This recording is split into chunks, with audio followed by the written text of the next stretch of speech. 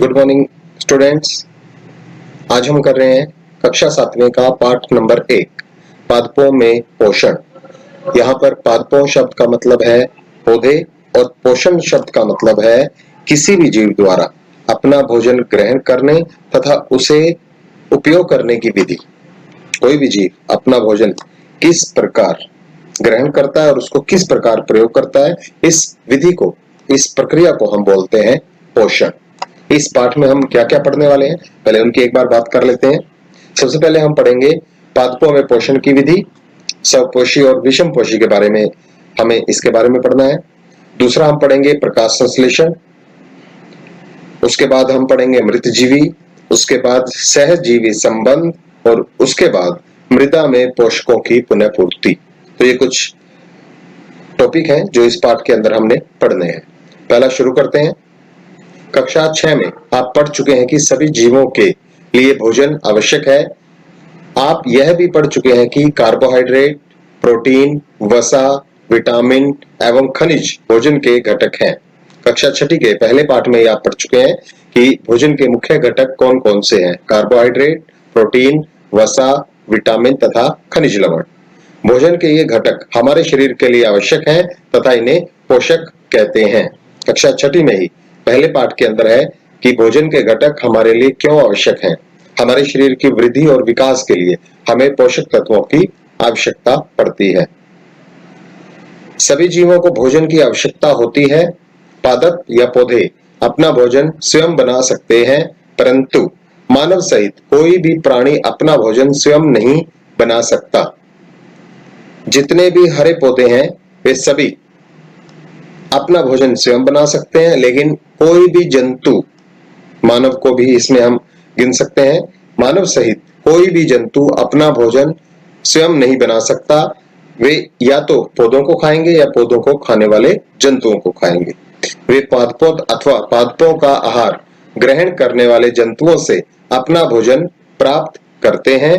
अतः मानव तथा अन्य प्राणी प्रत्यक्ष अथवा परोक्ष रूप से पादपों पर निर्भर करते हैं। इस चीज को हम एक चित्र की सहायता से समझते हैं।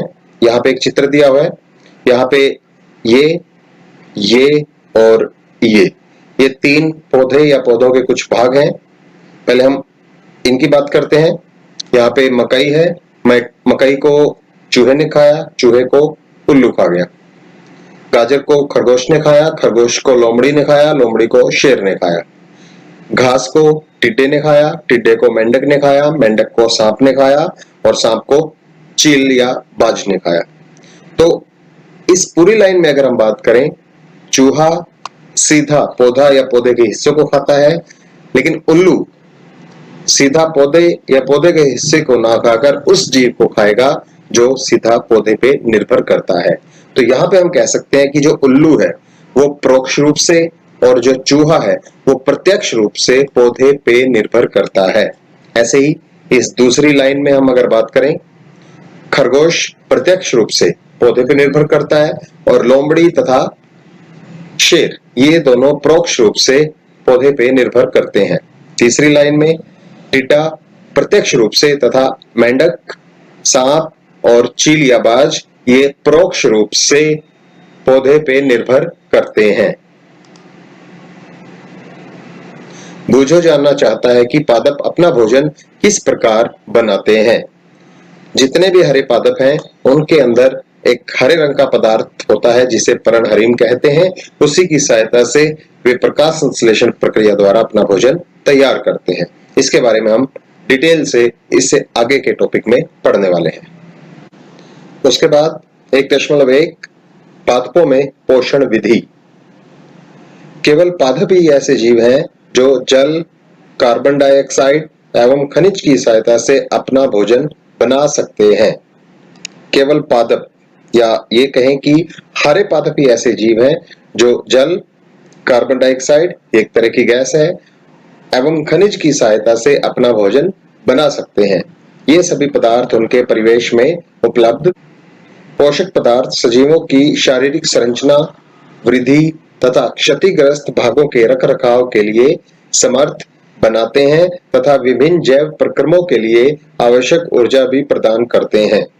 जितने भी पोषक पदार्थ हैं, शुरू में हमने पढ़ा था कार्बोहाइड्रेट, प्रोटीन, वसा, खनिज लवण, विटामिन, ये सभी पोषक पदार्थ जो हैं हमारे शरीर की संरचना यानी कि शरीर की जो भी बनावट है, हड्डी है, मांस है, जितने भी हमारे अंग हैं, वृद्धि, शरीर के बढ़ने को वृद्धि कहते हैं, तथा क्षतिग्रस्त भाग, क्षतिग्रस्त का मतलब नुकसान होना।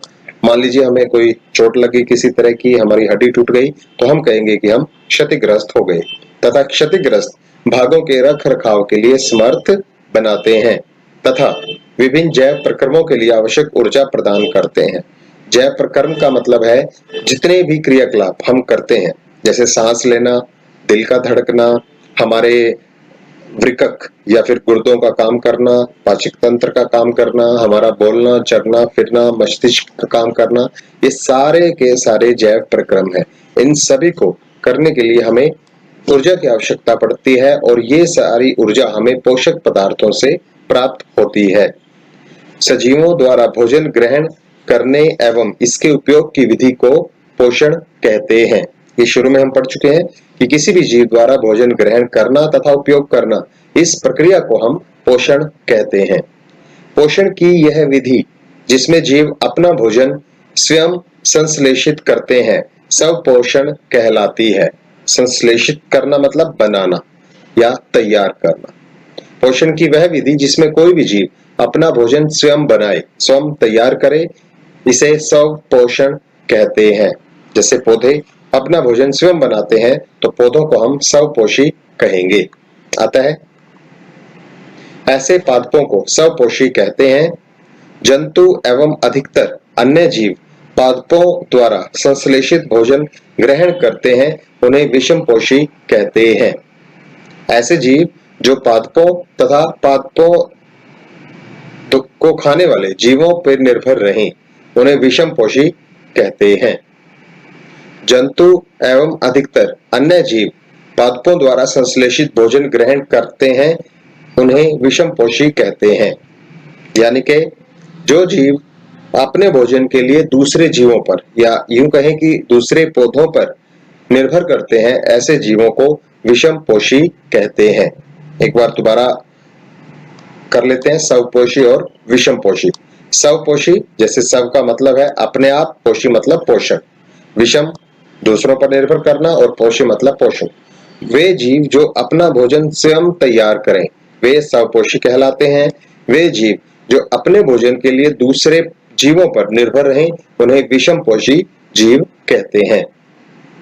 स्वपोषी का उदाहरण है जितने भी हरे पौधे हैं वे सभी स्वयंपोषी हैं और जितने भी जंतु हैं वे सभी विषमपोषी के उदाहरण हैं।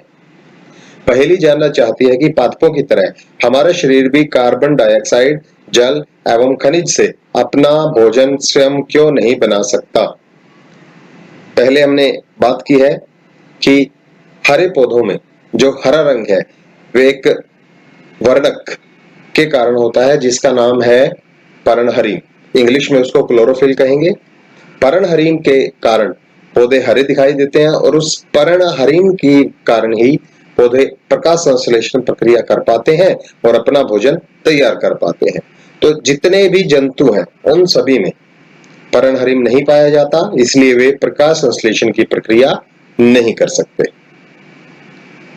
अब हम पूछ सकते हैं कि पादपों की खाद्य फैक्ट्रियां कहाँ स्थित हैं। खाद्य मतलब भोजन या खाना, फैक्ट्रियां मतलब जहां पे कुछ निर्माण हो।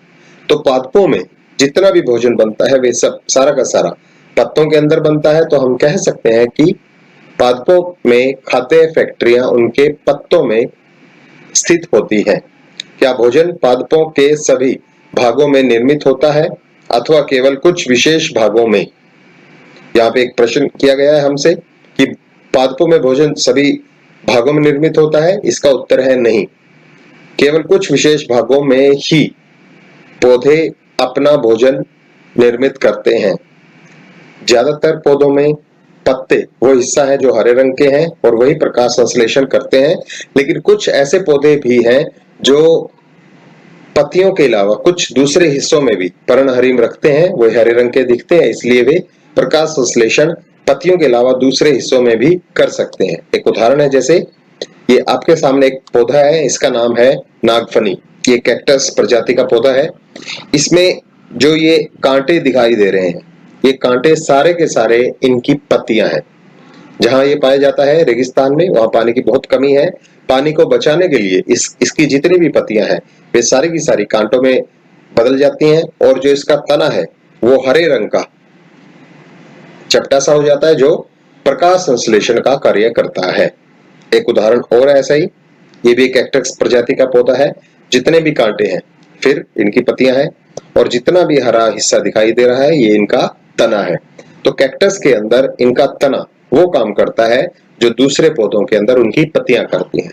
तो यहाँ पे जो हमसे प्रश्न किया गया है कि केवल कुछ भाग ही ऐसा करते हैं, तो हाँ, पौधों में कुछ भाग ही खाना बनाते हैं, भोजन बनाते हैं जो हरे होते हैं। ज्यादातर पौधों में पत्तियां हरी होती हैं, कुछ पौधों के अंदर तना भी हरा हो सकता है, तो वो भी प्रकाश संश्लेषण का कार्य करके भोजन निर्माण कर सकता है। पादप अपने परिवेश से कच्ची सामग्री किस प्रकार प्राप्त करते हैं? खाद्य फैक्ट्रियों तक उनका स्थानांतरण किस प्रकार होता है? हम बात करें कच्ची सामग्री किस प्रकार प्राप्त करते हैं, तो ये एक चित्र दिया हुआ है। इसमें पौधे का तना है, पौधे की पत्तियां हैं। तो हम ये मान के चलते हैं कि पत्तियां इस पौधे की प्रकाश संश्लेषण करती हैं। तो प्रकाश संश्लेषण के लिए जो भी कच्ची सामग्री चाहिए वो हम आगे इससे अगले टॉपिक में करेंगे, लेकिन यहाँ पे हल्का फुल्का सम कर लेते हैं कि जो गैस कार्बन डाइऑक्साइड गैस पौधों को चाहिए वे वायुमंडल से खींच लेते हैं, और जो जल और खनिज लवण पौधों को चाहिए वे जड़ों द्वारा भूमि से खींच लेते हैं। सूर्य की धूप उनको सूर्य से मिल जाएगी, और पर्णहरित जो चौथी चीज चाहिए वो है पत्तों के अंदर। तो ये चारों चीज कार्बन डाइऑक्साइड गैस, पानी और खनिज लवण, पत्तों में पर्णहरित और सूर्य का प्रकाश, ये चारों चीजें जब मिलती हैं तो पौधे भोजन का निर्माण करते हैं। इसी चीज को हम डिटेल में इससे आगे वाले टॉपिक में पढ़ेंगे, जिसका नाम है प्रकाश संश्लेषण, पादपों में खाद्य संश्लेषण का प्रक्रम।